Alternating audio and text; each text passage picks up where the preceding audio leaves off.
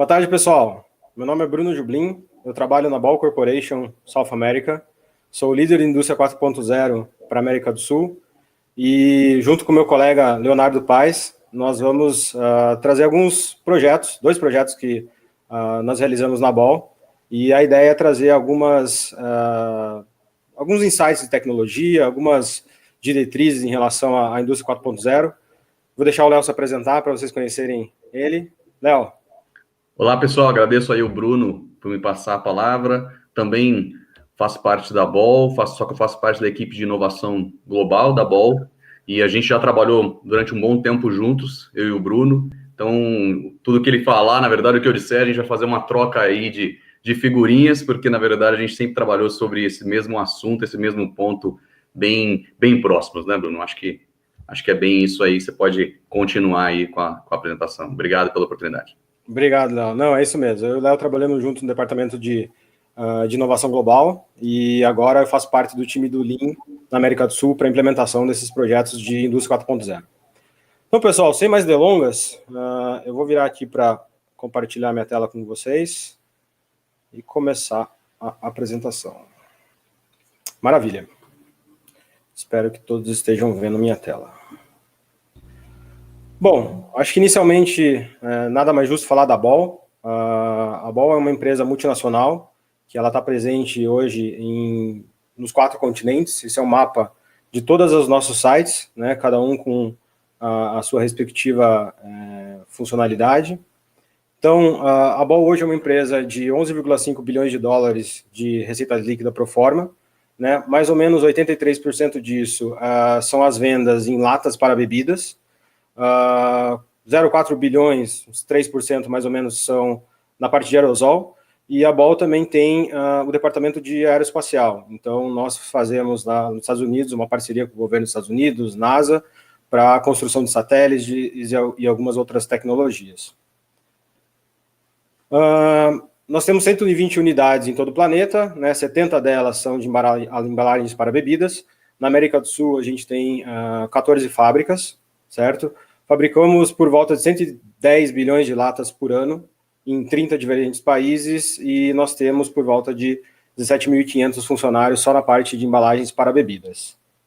Essa é a pequena Ball que a gente traz para vocês. São o maior fabricante de latas de alumínio do mundo e a Ball trabalha bastante com a indústria 4.0. Nossas linhas são bem automatizadas, né? E qual que é o começo da indústria 4.0? São vários pilares que a indústria 4.0 tem. Hoje, então, a efetiva tradução dessas tecnologias, como simulação, Big Data, IoT, são chamadas de indústria 4.0. Então, nessa apresentação, nós vamos focar aqui na parte de simulação e o Leonardo, mais para frente, a parte de System Integration. E vamos mostrar o que acontece nisso. Né? Então, qual que é o melhor jeito, melhor iniciativa, como começar na indústria 4.0? Né? Então, a gente entende que precisa entender qual que é o estado da arte da tecnologia, ou seja, o que você está procurando, né? E aonde estão os melhores. Então, não necessariamente um fornecedor melhor, mas sim quem do mundo está fazendo alguma coisa diferente, alguma coisa nova, alguma coisa vanguardista. Né? Então, procurar onde estão os melhores. Então, no nosso caso, nós olhamos para business como aeroespacial, automotivas, né, indústrias de manufatura e entendemos quais eram as tecnologias que estavam no momento. Onde está a fronteira do conhecimento? Né? Então, em cima dessas tecnologias, o que é o edge da tecnologia? O que essa tecnologia tem de mais moderno, mais avançado? Então, o nosso passo aí para a academia, então, ver isso dentro do ambiente acadêmico, né, e entender como a academia trata essa fronteira do conhecimento. Então, quais são esses pontos acadêmicos, né, para comparar.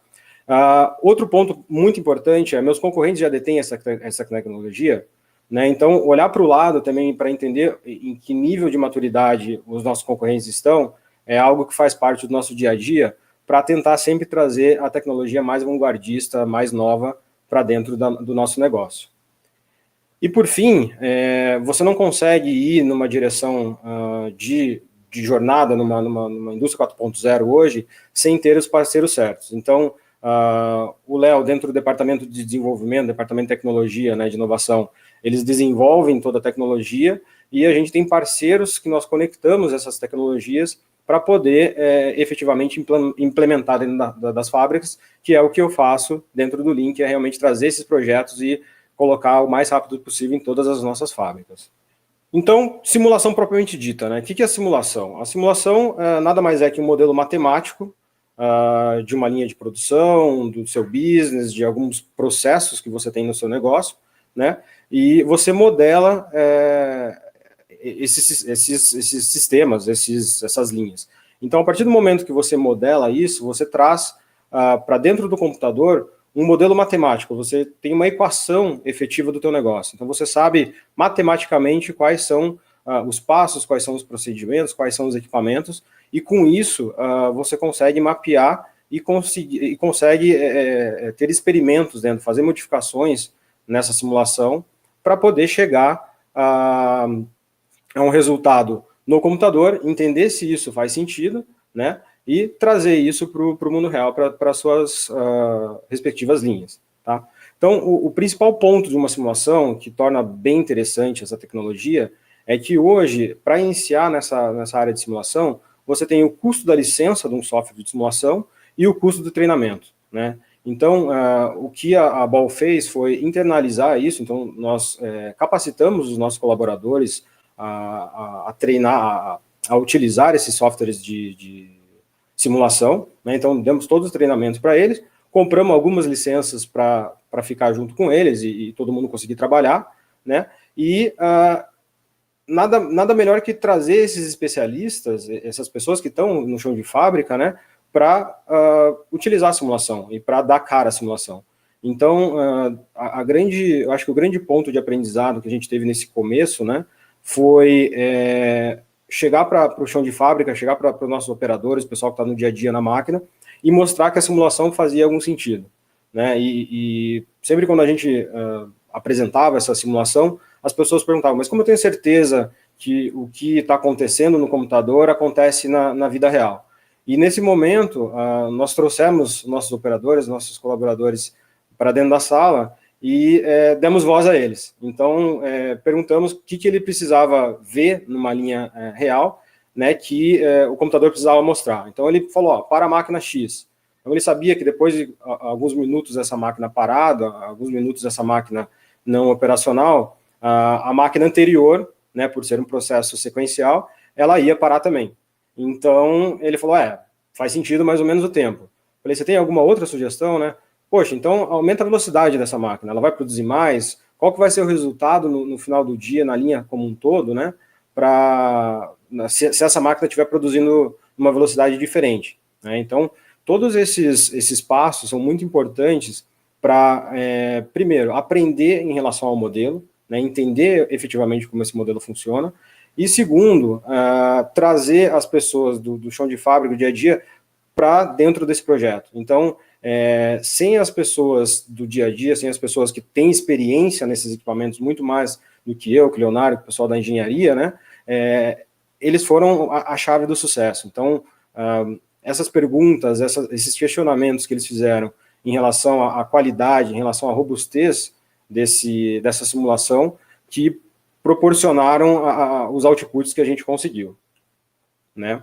E o principal, e a parte mais interessante, na verdade, disso, é que quando você cria esse conhecimento interno, quando você treina os seus colaboradores, né, você consegue manter esse conhecimento dentro da empresa e você consegue incentivar as outras pessoas, porque elas conseguem ver um resultado nisso, conseguem ver que tem fundamento todos os outputs, todas as modelagens que foram feitas. Né? E aqui uma figurinha legal que eu gosto de comparar, e a gente pode ver ela de algumas maneiras, né? Então, em simulação, basicamente o computador aceita tudo. Tudo que você colocar no computador, tudo que você colocar como entrada, ele vai aceitar. Mas o grande problema é a saída. Então, o que a gente consegue ver nessa figura? Numa questão de produção, eu coloquei uma matéria-prima gigante, que é uma árvore inteira, e tirei apenas um cabo de vassoura. né? Então, no ponto de vista de eficiência, está muito baixo. Mas no ponto de vista de dados, é o que a gente faz dentro da simulação, é colocar muitos dados para tentar tirar uma solução ótima. Então, vamos entender que esse cabo de vassoura é o melhor cabo de vassoura possível que pode ser feito, né? E isso é o output do nosso modelo, ou seja, a gente vai colocar vários e vários dados, vários cenários diferentes, e vai ter um output específico para poder trabalhar com ele dentro da linha de produção.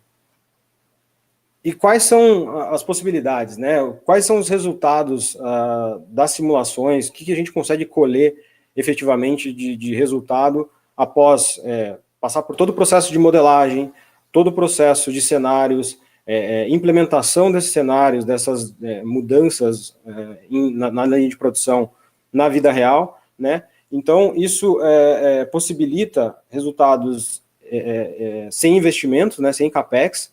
Então, por exemplo, você tem uma linha com várias máquinas e a partir do momento que você simula ela, você consegue entender se o teu processo está mais eficiente. Então, se o fluxo de peças, se o fluxo de produtos dentro dessa tua linha, ele está mais eficiente. Então, normalmente, um rearranjo de máquinas, ele não tem um investimento significativo, né? Do que construir uma linha nova, colocar um equipamento novo, é relativamente mais barato. Então, a gente consegue dizer que consegue ter resultados realmente sem investimento em CAPEX. No nosso caso, como a nossa linha é sequencial e ela já está lá, já está estabelecida, para aumentar a velocidade, eu somente colocando outros equipamentos, né, ou fazendo alguns outros processos, quando a gente simulou e conseguiu arrumar essas linhas no ponto de vista de controle, o resultado foi positivo e o investimento efetivo foi zero. Realmente só teve a licença e o treinamento do pessoal, né? Toda a otimização de gargalo, então, acho que um dos principais pontos é você encontrar seu gargalo, né? O gargalo é importante porque, no nosso caso, quando você pergunta para o operador, eles diziam que o gargalo estava em vários lugares, cada um dizia alguma coisa, né? Cada um tinha uma visão, e o processo, por ser muito dinâmico, acaba acontecendo isso. Então, com a simulação, você consegue efetivamente entender qual é o teu gargalo e tratar o gargalo de uma forma mais matemática, né? E, por fim, o impacto das sugestões, das soluções sugeridas. Então, isso foi também uma coisa bem interessante, porque o pessoal de fábrica sempre falou, olha, eu queria mais uma máquina ali, que eu tenho certeza, se eu colocar mais uma máquina no meu processo, o aumento de produtividade que eu vou ter vai ser muito grande. E quando a gente colocava a máquina, efetivamente não saía nenhuma lata a mais. Por quê? Porque o processo é dinâmico. Então, a modelagem nos permitiu entender quais eram os equipamentos realmente que eram gargalo em relação a toda a dinâmica do controle dessa linha, né? E nos permitiu ter resultados positivos. Bom, então, dentro da compreensão e da melhoria do projeto, do processo, eu acho que esse gráfico ele consegue mostrar de uma forma bem clara o que a simulação possibilita dentro de um processo produtivo, né? Então, o que significa as três cores? O verde é a minha máquina disponível, a minha máquina funcionando, certo? O amarelo é o equipamento parado, aguardando, ou ele está aguardando peças pela entrada, ou ele está aguardando o equipamento da frente dele desocupar para poder passar essas peças para frente, e o vermelho, efetivamente, é o tempo em falha, né? Então, com toda essa simulação, com toda essa modelagem matemática do nosso processo, qual foi o resultado efetivo que a gente conseguiu nessa parte de controle e OEE, né? Vocês podem reparar que o tempo em falha é o mesmo, né? Só que o tempo em wait, né, o tempo da máquina parada aguardando a entrada ou a saída, a gente conseguiu diminuir muito e puxar para quase menos que 1%. E isso mostra que o entendimento da modelagem, mas a implementação dessas melhorias, né, possibilitou nosso equipamento rodar por mais tempo e ser mais otimizado o fluxo de latas dentro da nossa linha. Então, o tempo que o equipamento fica esperando o outro, que espera o da frente ou de trás, é praticamente zero. Então, isso mostra efetivamente como foi o resultado na linha de produção. E a grande também sacada da simulação é a parte de automação de experimentos. Então, hoje em dia, né, hoje em dia não, no passado, nós fazíamos contas através do Excel. Então, colocava um cenário, poxa, minha produção pode ser essa, o número de equipamentos é esse, a minha venda é aquela. Então, você triangulava essas variáveis por Excel, por fórmulas, né? E tinha um resultado para saber efetivamente o que você ia produzir, como que você ia produzir e aonde. Então, no caso da automação de experimentos dentro do ambiente de simulação, você consegue colocar diversos experimentos, diversas situações diferentes do processo, né? Então, nós temos vários equipamentos dentro da nossa linha, e no passado era basicamente mudar um a um nessas fórmulas. E com essa automação a gente consegue mudar todos, todas as vezes, ou quantas vezes a gente quiser, e deixa o simulador rodando, e no final ele mostra um gráfico customizado com esses experimentos, com o resultado desses experimentos. Então, isso também facilita muito na velocidade da tomada de ação, né? Então, você simula, entende o que está acontecendo e resolve já o problema na sequência. Pois bem, depois de falar bastante para vocês, espero que vocês tenham entendido, vou passar a palavra para o Léo, que agora ele vai falar da parte de simulação também e integração desses sistemas. Léo, está contigo. Beleza, Bruno. Mais uma vez, quero dizer para você ficar livre também para tecer comentários, querer agregar algum ponto que às vezes aqui, né, a gente fica meio nervoso na hora de falar, acaba esquecendo uma coisinha ou outra. Se você puder me ajudar aí também, eu agradeço, tá? Conta comigo. Pessoal, agradeço aí mais uma vez a oportunidade de vocês, espero ser o mais breve e objetivo possível, mas que eu também consiga compartilhar com vocês um pouco dessa vivência com a indústria 4.0, na qual a Ball tem se empenhado e focado. E como o Bruno já citou bastante, né, na questão de simulação, obviamente, a gente mostrou ali mais uma questão de simulações relacionadas à dinâmica da linha, né, mas também nós podemos fazer essa simulação um pouco mais abrangente e na qual a gente vai discorrer um pouquinho mais nos próximos slides, que a gente consegue também colocar essas trocas de sinais, né, e de I/Os, melhor dizendo, entre os equipamentos, e a gente conseguir fazer uma busca mais profunda e uma análise mais profunda também, até chegar no nível do programação do PLC e outros controladores. Na parte de simulação, eu fiz questão ali de colocar esses arquivos 3D, porque Bruno também está aqui para me ajudar com relação a isso, algo que é complicado. Pode deixar no slide anterior ainda, o Bruno, por gentileza. Nessa parte de 3D, algo que é um pouquinho complicado muitas das vezes a gente chega para a equipe da engenharia, seja da qual empresa for, e as pessoas falam, não, eu tenho CAD de tudo, né? Eu tenho o modelo inteiro. Aí quando você vai ver, são apenas, não estou dizendo menosprezando, mas sim, que é apenas os modelos em 2D, né? E quando a gente vai falar de uma simulação na qual a cinemática, ela é muito importante, esse modelo apenas em 2 dimensões, ele pode ser um pouco, não conter toda a quantidade de informações necessárias para um bom output da nossa simulação. Então, eu vou daqui a pouco discorrer um pouquinho sobre isso. Na questão de robôs, a gente pode ter a simulação dos programas offline do robô, e vou salientar alguns pontos importantes e até algumas abordagens, boas práticas, melhor dizendo, que a gente pode seguir, que isso nós passamos e nós podemos ajudar aí para indicar os caminhos mais curtos, né? O comportamento do sistema também é muito importante. Eu até brinco, nós temos um estagiário dentro do laboratório, e algo que eu sempre saliento com ele é a diferença entre uma animação e uma simulação. Muitas das vezes faz aquelas animações muito bonitas, peças passeando em conveyor, máquinas girando, velocidade, porém os dados que a gente consegue extrair dali tendem a zero, né, se eles de fato não corresponderem à realidade da nossa linha.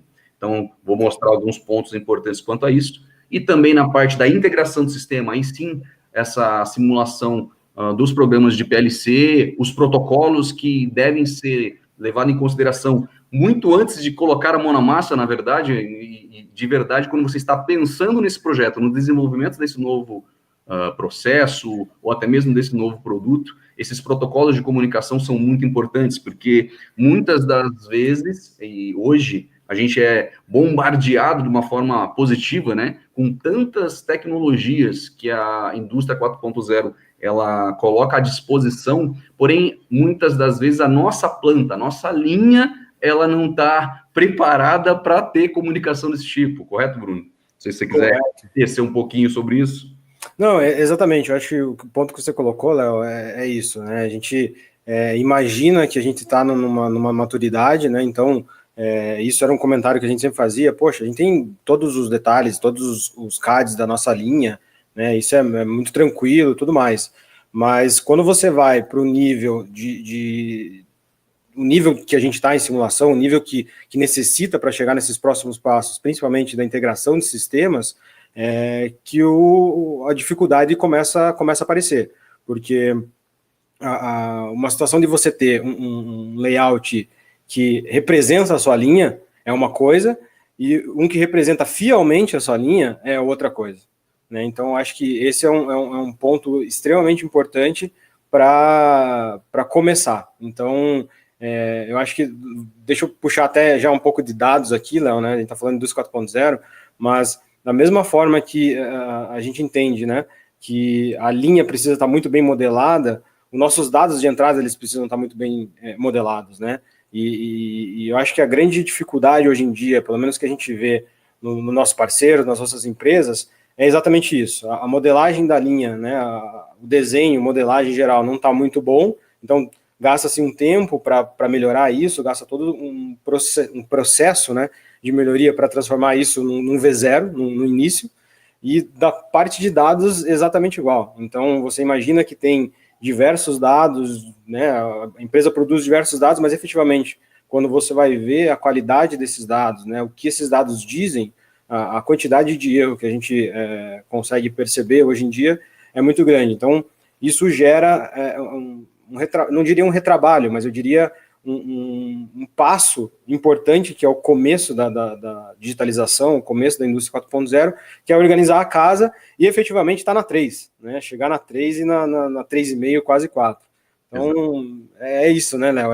Todo esse dinamismo aí que envolve conectar a indústria 4.0 nas empresas hoje em dia. Perfeito. E isso entra exatamente nos dois últimos itens aí, que é essa comunicação entre os sistemas, porque hoje pensar em uma máquina standalone, ela já não é mais, ela não retrata, né, da melhor forma, ou a forma mais fiel ao que uma dinâmica de uma linha, ela de fato representa, né? Então, essa conexão e essa próprio, vamos dizer assim, esse Big Data, né, que depois a gente vai acabar citando, esses dados exportados que saem dessa simulação, eles precisam, de fato, também levar em consideração as máquinas e os componentes próximos a ele, para que seja uma simulação mais fiel. Mas já vamos avançar aqui para, de fato, eu elencar um pouquinho esses itens. Peço a gentileza de avançar um slide, o Bruno. Aí sim, essa parte de modelos 3D do nosso ambiente, a parte de calibração.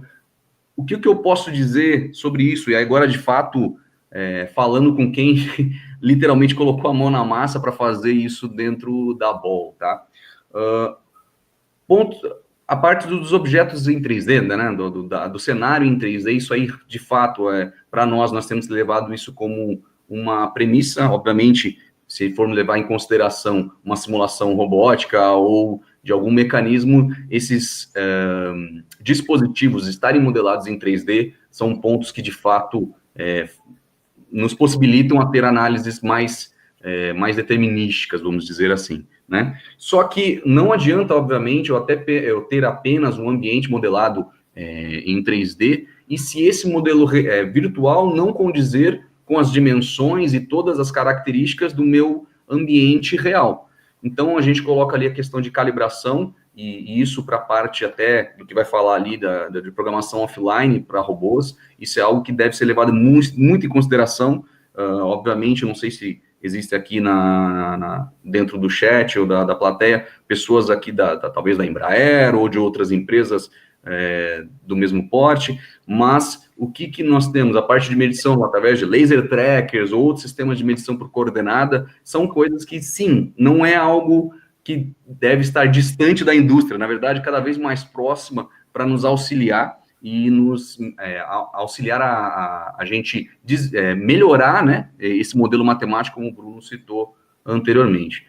Na parte desse planejamento aí na parte de 3D, um detalhezinho simples, mas que deve ser levado em consideração é a extensão dos arquivos. Muitas das vezes, a gente trabalha com terceiros, né, com outros fornecedores, e isso é o nosso caso.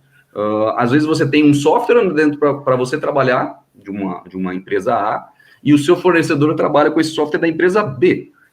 E é uma coisa tão simples, mas checar se essa compatibilidade na questão de translate, né, dos próprios arquivos, se a gente consegue inserir o arquivo daquele fornecedor dentro da sua simulação ou dentro do seu cenário 3D, se isso é factível. Porque às vezes é um pequeno detalhe e às vezes você perde informações nessas conversões de arquivo, e isso é um pontinho a gente ficar sempre atento na hora de desenvolver um produto, ou essa questão de digital twin, né, que a gente vai estar falando. A parte de planejamento de trajetória, a otimização de trajetórias dos programas e programações offline de robô, também são pontos importantes. Obviamente, como o Bruno até citou no slide dele anterior, o computador aceita tudo, né?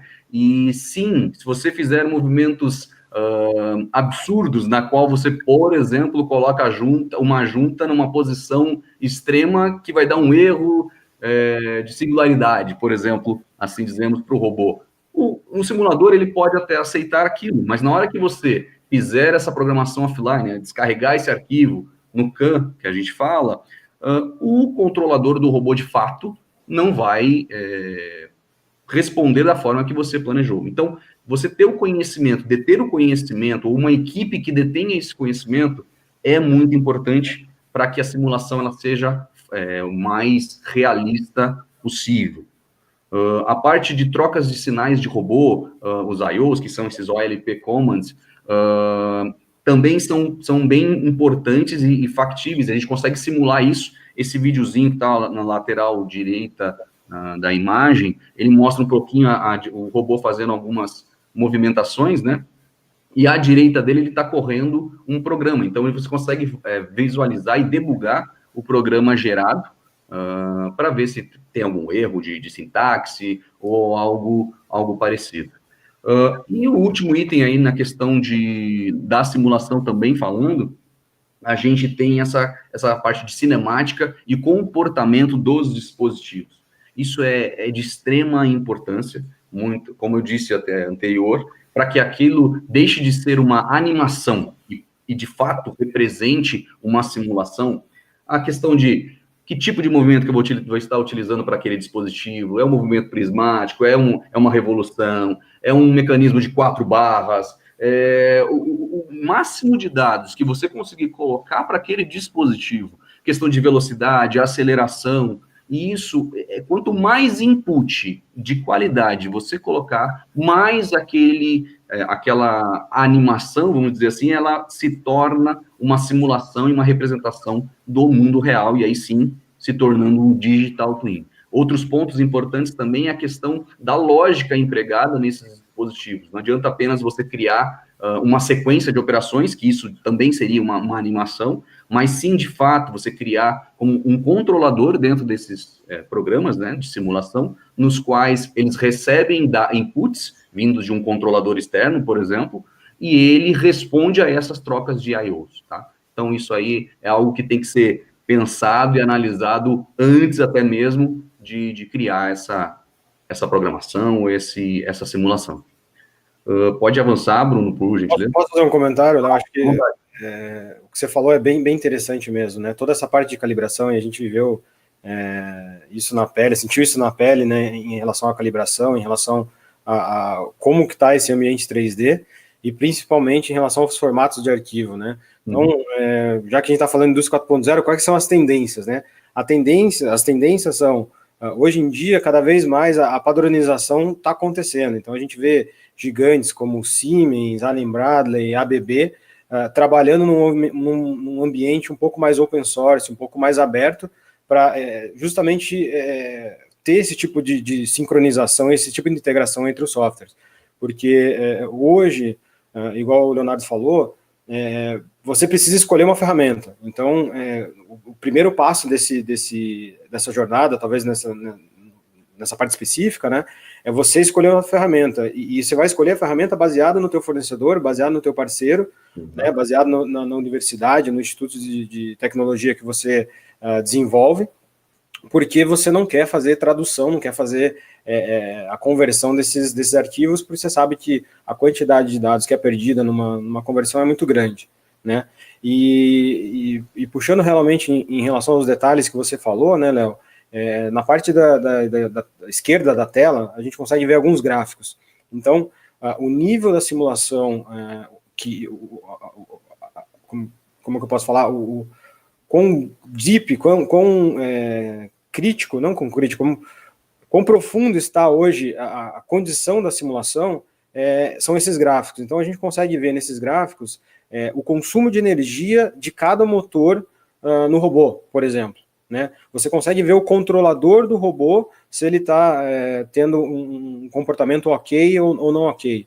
Né? Então, tudo isso pode ser agregado nos resultados da simulação como um todo. Né? Então, no nosso caso, a gente utilizou todos esses pontos para a programação offline, para tentar otimizar a movimentação do robô e gastar o mínimo possível de energia.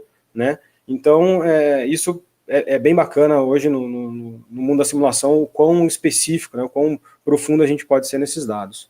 Exato. Não, exatamente isso. Acho que isso, exatamente. E é muito engraçado esse ponto que você levantou, Bruno, porque essa questão da gente vou colocar o bem entre aspas ali, a gente antever a informação, né, isso às vezes causa uma grande estranheza com os fornecedores, né? E hoje mesmo, posso dizer sobre isso, hoje mesmo eu estava citando, que é exatamente do assunto na qual a gente vai entrar agora, essa parte de Virtual Commissioning, eu estava sugerindo para um dos nossos fornecedores algumas otimizações nas rotinas do PLC dele, e ele falou, mas como que você sabe que isso está acontecendo? Eu falei, porque eu consegui simular todas as trocas de sinais, e eu te digo que a nossa operação não está acontecendo no tempo que você está falando, mas ela está mais alta devido a esse ponto, devido a esse weight da sua rotina, devido a essa troca de dados, essa espera que tem entre o robô e o dispositivo. Então, eu consegui pontuar para ele qual era o problema antes mesmo da gente estar fazendo o tryout do equipamento.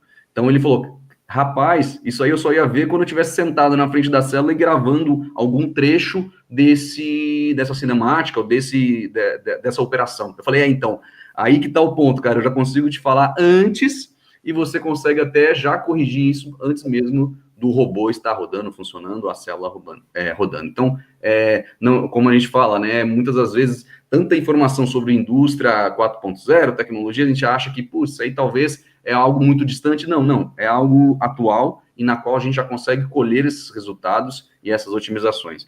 Então, falando sobre essa parte de comissionamento virtual, entra exatamente nesse ponto. Porque antigamente, quando a gente só tinha os modelos matemáticos, vamos dizer assim, standalone, né? Você tinha a simulação acontecendo de um lado e sua linha real acontecendo em outro. Na hora de você agrupar esses dados, existiam demasiadas correções e até mesmo muitos retrabalhos, até mesmo na questão de programação, de PLC, na otimização dos programas. E hoje a gente consegue trazer essa parte que seria o comissionamento real, né, nessa sequência lógica aí de um desenvolvimento de um produto, de um processo, e a gente consegue antever, ou seja, trazer um pouco antes essa validação desses programas. Por quê? Porque a gente consegue pegar o programa do PLC, o programa da IHM, e rodar em paralelo, né, trocando dados e trocando sinais com a simulação. Então, a gente consegue validar e achar bugs, debugar, no caso, os programas com uma antecedência, e isso, de fato, não é algo simples. Não é algo simples não de implementar, mas não é algo simples das pessoas entenderem e aceitarem, que é aquilo que o Bruno falou. Poxa, será que isso, de fato, está mostrando a realidade do meu sistema? Será que, de fato, o que eu coloquei, essa resposta é real?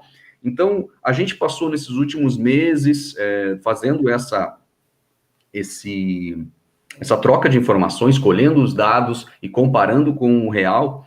E, claro, em alguns momentos a gente identificava alguns números que não faziam sentido, né? Então, aquilo que o Bruno colocou de ter uma pessoa, uma pessoa técnica especializada ou especialista em alguma parte da automação, alguma parte específica do sistema é importante, porque ele ajuda a ponderar esses outputs, né? E a gente filtrar esses outputs. E a gente identificou alguns problemas, às vezes, na questão de performance do computador. Então, a gente identificava, reportava isso para o fornecedor do software, a gente trocava figurinha. Então, aqui entra um ponto extremamente importante, e eu acho que isso aí é uma filosofia que a gente segue há um bom tempo. Além de ter fornecedores, nós precisamos, de fato, ter parceiros durante o desenvolvimento de novos processos.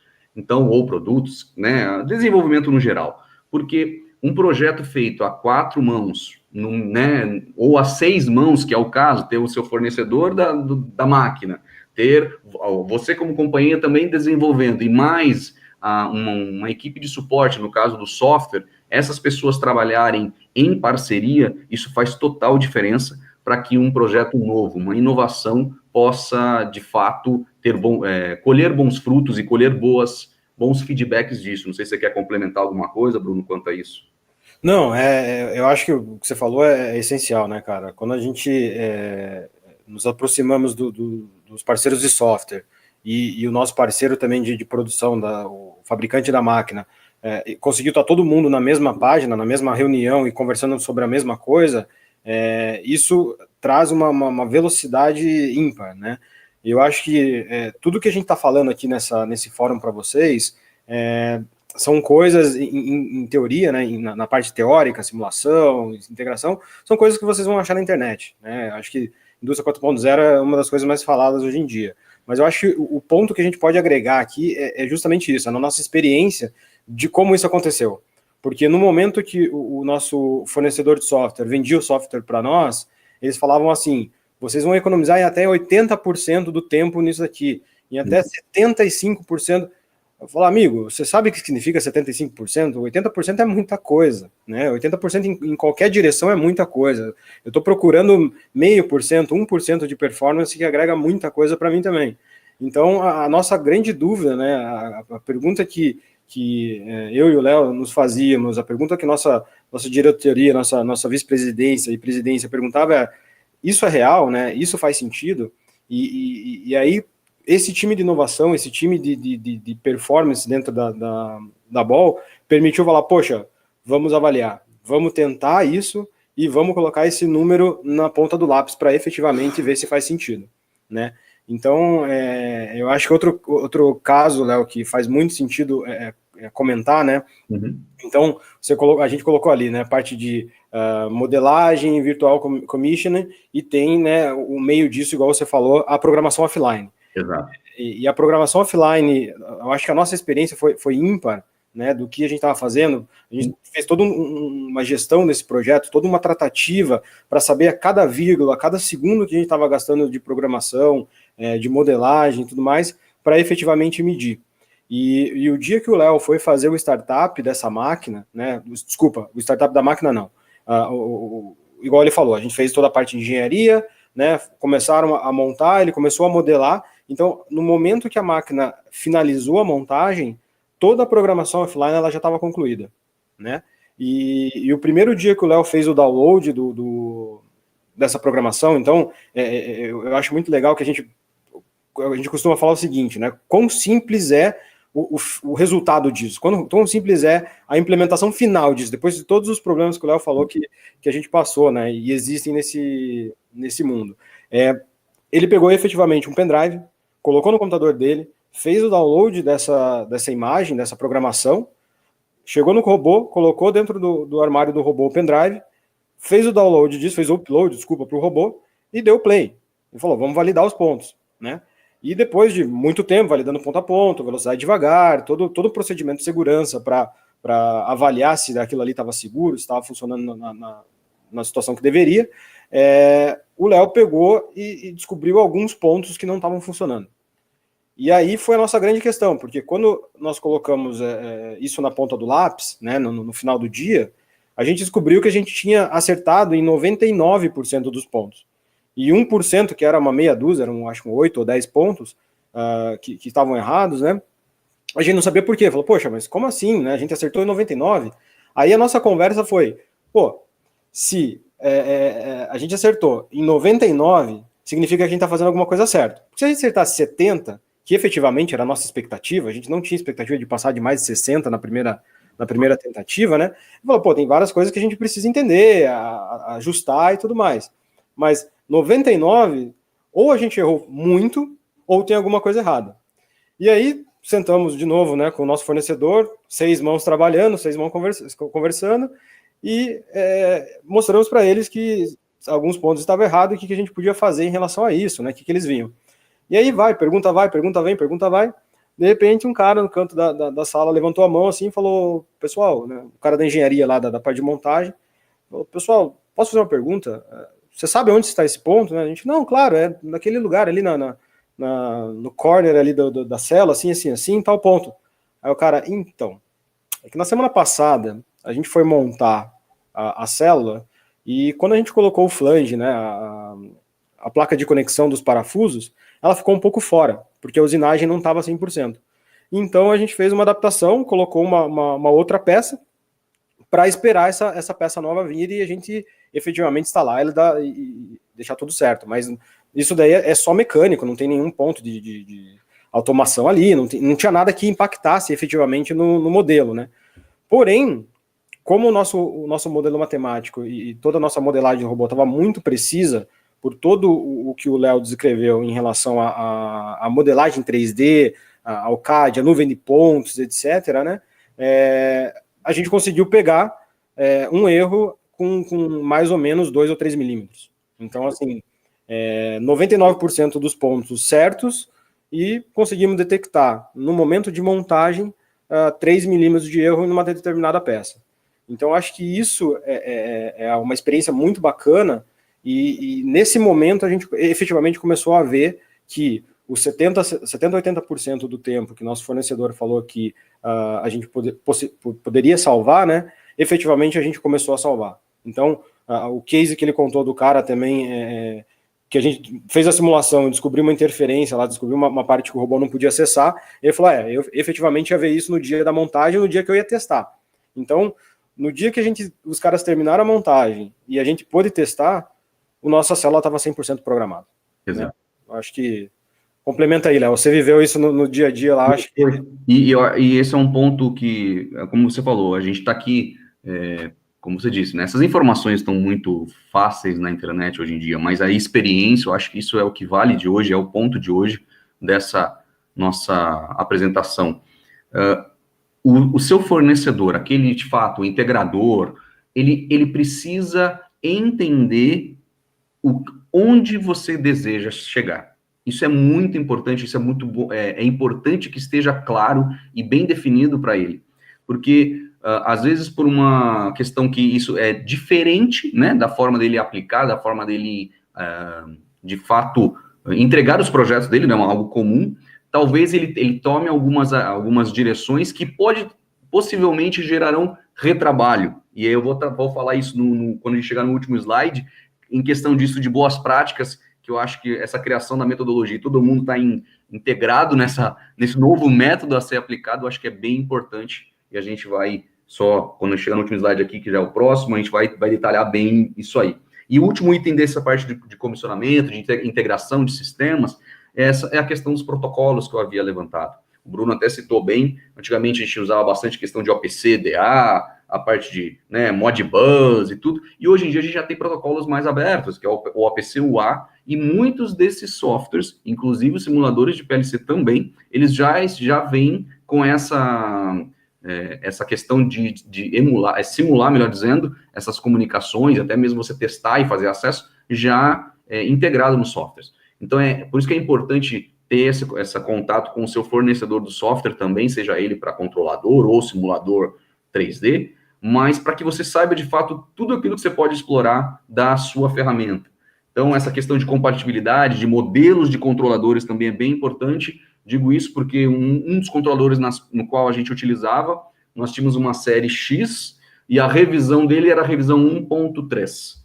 E nós descobrimos que da 1.5 para antes, né, ou seja, apenas a 1.5 para frente, que era compatível com esse tipo de simulação com o comissionamento virtual. Então, nós, por um projeto posterior a esse, a gente fez questão de que esse controlador estivesse nessa revisão e nessa versão de firmware, para que não tivesse problema com as simulações. Então, toda essa questão de levantamento de dados necessários, né, o que de fato você precisa para que a sua simulação aconteça e os dados que você retire sejam reais, é muito importante esse levantamento de requisitos aí.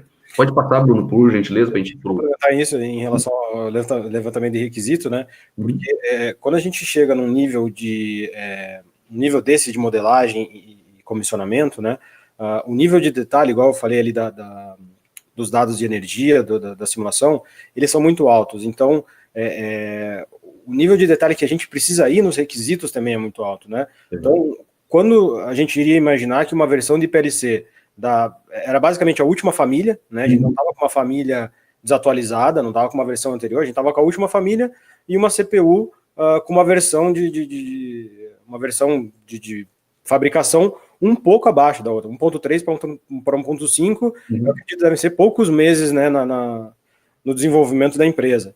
E chegamos nessa situação de não conseguir entender 100% dos detalhes dos requisitos, né, para chegar no nível de versão da CPU lá embaixo para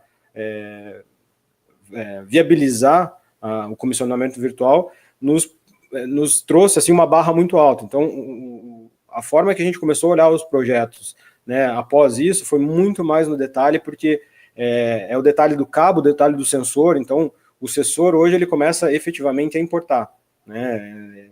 Antigamente você fala, pô, se o sensor liga ou não liga, tá ótimo, né? A gente sabe ali, tá ok. Hoje, efetivamente, a gente precisa saber o requisito do sensor, a gente precisa saber qual que é o fabricante, se ele é PNP, NPN, e para ir para baixo, né? Quanto mais detalhes a gente saber, melhor fica e mais simples e mais preciso o modelo vai ficar. Perfeito. Já estou finalizando, sei que a nossa hora ali já está quase estourando, antes que a Juliana puxe a nossa orelha aqui. E esse último slide aqui, na verdade, ele mostra exatamente o que de fato a BOL enxerga como Digital Twin, né? Então, a gente não adianta apenas ter só o lado 3D muito bonito, sendo que você não consiga ter essa interação e essa troca de dados com o mundo real, né? Então, algo que a gente coloca, é o que eu citei, né, que eu ia falar de algumas boas práticas para a gente poder chegar nesse picture, né, nesse status, é que aquilo que eu falei, com um trabalho a 4 mãos ou a 6 mãos, dependendo da quantidade de suppliers que você tenha, isso é de extrema importância. E é muito importante que as pessoas envolvidas no projeto saibam que é um desenvolvimento. E desenvolvimento pode dar certo na primeira vez? Sim. Mas é comum dar certo de primeira? Infelizmente, não, né? Então, é algo que você vai aprendendo diariamente, você vai descobrindo algo que é importante salientar, que mesmo os nossos fornecedores do software, nós, por vezes, e não foram poucas, nós chegamos no limite de conhecimento que o suporte local, né, vamos dizer assim, Brasil, tinha. E eles tinham que se reportar ao suporte internacional, ou seja, Estados Unidos, Alemanha, para poder nos auxiliar e até mesmo desenvolvimento de versões e atualizações de software para que pudesse corrigir alguns bugs do sistema. Outro ponto que, aí no caso, né, o integrador ele tem que saber que vai ter esse choque de filosofia, que é a antecipação de trabalhos. Então, algo que tem que ficar bem claro você conseguir ganhar tempo não é porque você reduziu o trabalho, e sim porque muitos deles foram colocados em paralelo. Na verdade, a quantidade de esforço envolvido é a mesma, né? Só que você consegue fazer essas tarefas, elas acontecerem de forma paralela. Isso aí é bem importante deixar claro, porque porque às vezes as pessoas acham que vem um milagre quando você coloca o comissionamento virtual, e não é bem assim. E outra coisa é a questão o ideal, né? O ideal seria você ter equipes de trabalho. Então, uma equipe que trabalharia a questão do ambiente 3D, o desenvolvimento dos mecanismos, toda a questão de cinemática, e essa equipe trabalharia apenas isso. Uma outra equipe dedicada só na simulação do robô. Então, uma equipe que tenha conhecimentos de robótica, a parte de robotistas, a própria questão de comunicação, prof. Safe, por aí vai, né? Na questão que a gente tem que fazer o handshake entre o PLC e o controlador do robô. E uma terceira equipe, vamos dizer assim, focada nesse comissionamento, que é uma galera mais parte de automação. Léo, dá para fazer todo mundo, dá para ter uma equipe só? Sim, fomos o que nós fizemos, né? Mas o trabalho ele fica bem pesado, bem árduo, principalmente a primeira vez, quando você se depara com alguns problemas que são desconhecidos e você tem que conseguir transpassá-los. Na verdade, a gente tem aprendido muito com esse projeto e, sim, estamos utilizando dentro da companhia e cada vez mais aplicando dentro do nosso desenvolvimento de novos processos e produtos. Maravilha, Léo. Eu acho que isso era o que a gente queria trazer, né, como tecnologias, quais são os projetos que a gente efetivamente trabalha dentro da Ball.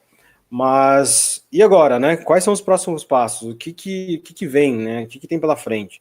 Então, de novo, a Indústria 4.0 está muito em alta, né? O tópico Indústria 4.0 está muito em alta.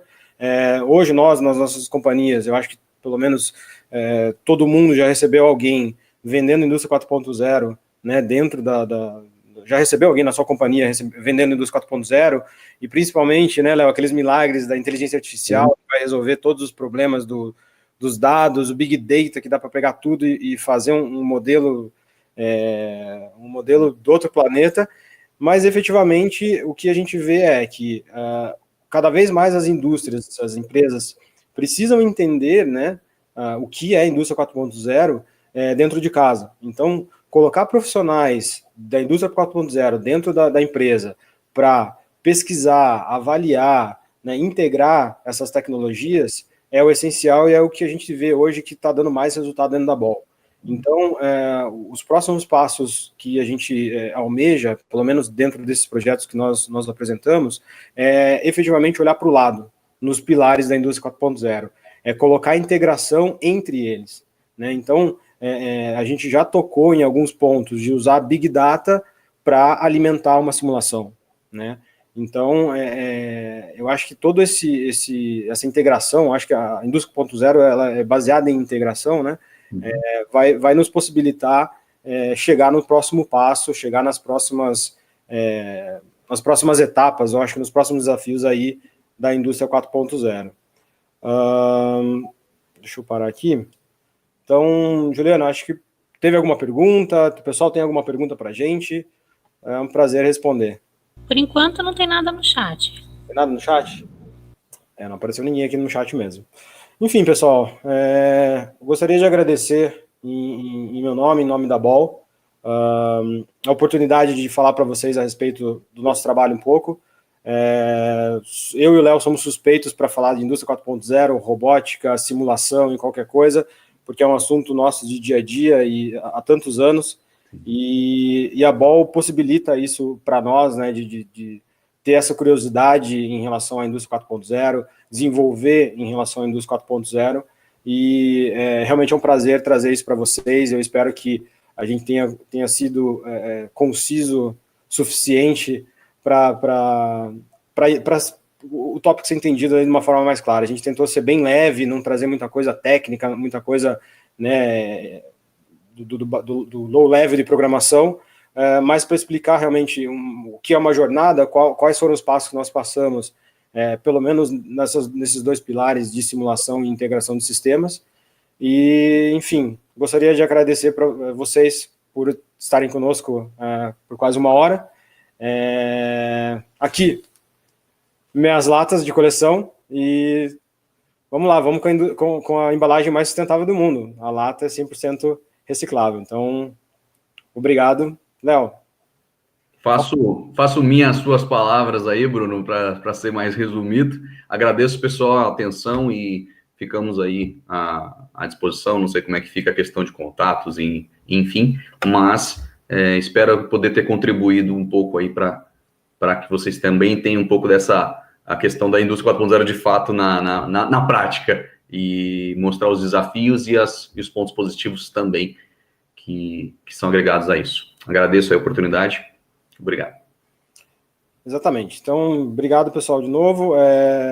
Nós estamos abertos aí para qualquer contato futuro, se vocês quiserem pegar contato com o pessoal da feira e tudo mais. É um prazer para nós discutir em relação à indústria 4.0 e poder participar de integrações com outras empresas para discutir. A gente já tem alguns parceiros em algumas empresas da região que nós trabalhamos nessa direção de indústria 4.0, simulação, inteligência artificial. Então, é realmente um prazer para nós estar aqui mostrando um pouco do mundo BOL para vocês, um pouco desse mar de latinhas aí que a gente traz para o mundo. E, novamente, obrigado. Uma boa tarde para todos e um bom final de semana.